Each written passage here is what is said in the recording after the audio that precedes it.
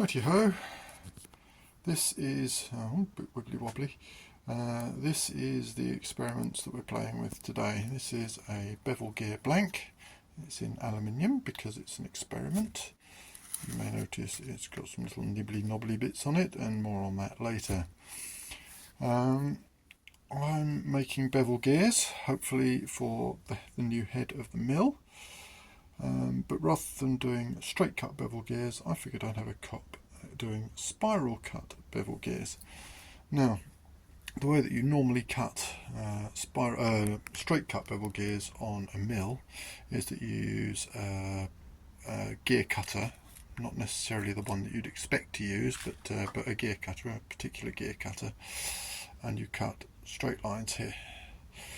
Those straight lines obviously are not the right form, because they are the right size on the inside, or possibly too small on the inside, but they're too big on the inside, but they're too small on the outside, because your teeth need to be radially getting bigger, conical. So what we do is we do a cut, and then we shift the gear very slightly, rotationally, and in the direction against the cutter, so that the cutter goes through the correct hole here and makes the groove wider.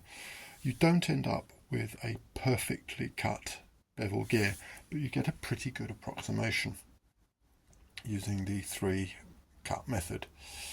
The gears that are on the current head on the mill were cut using that method.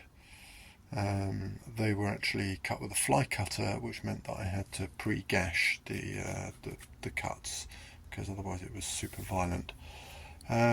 So spiral bevel gears are cut slightly differently. Normally you'd do it with a special machine that has that costs a fucking fortune, or you'd order some, but at €150 a pop, which is about the cheapest I could find them. That's out of the question as well. But rather than cutting with a gear cutter that cuts like this and cuts a straight line, you face mill using an annular cutter, and it cuts a spiral into there. Now, I had the bright idea of doing this in aluminium, but also had the bright idea of gashing with a hole saw, and then being able to use a fly cutter to cut the rest. That is result number 2 of trying the hole saw approach. Now, the form of the teeth, the spiral form, is correct.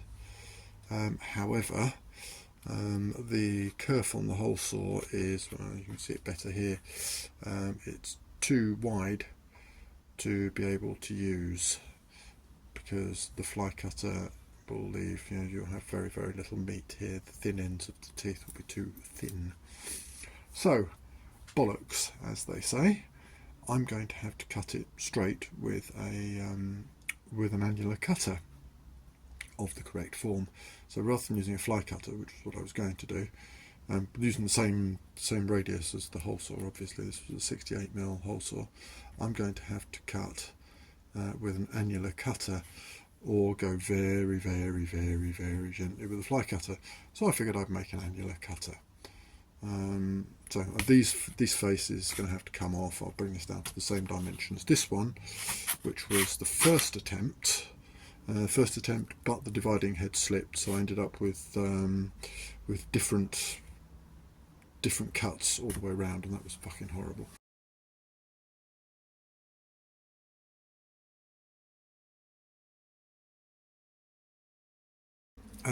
Yes, we're making a face mill, or a shell mill if you like, which will have 8 6mm high-speed steel or carbide inserts, depending on what I can get my hands on. Those will be ground to the correct form for the tooth, and we'll go with that. That's currently set up in the milling machine. So it's made out of high carbon steel. It's got a 25.4 1-inch hole in the middle of it. It's 68mm diameter on the hole circles. These are currently drilled to 5mm. I will be taking them out to 6mm, but not all the depth. There will be room for a little jack screw underneath to adjust the height, and then we'll come in through here, through the inside, with a locking screw. So the idea being that we can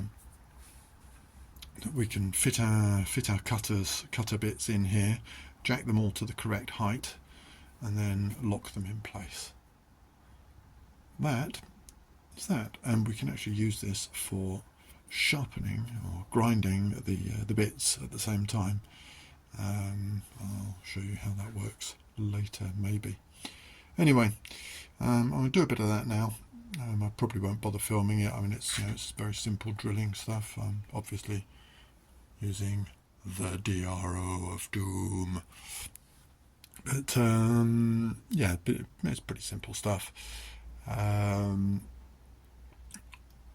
I'll probably come in when I'm setting up to do these angled locking screw holes, because those are going to be kind of fun. I don't know quite how I'm going to do them. Otherwise, I might just put some into the side here, cut some steps and drill through. Yes, it's all a bit. It's some TLDR machining. TLDR? No, not too long didn't read. It's TLAR machining. That looks about right. Yeah, so I'm going to get on with that anyway. And a bit later we'll go down some dangerous holes.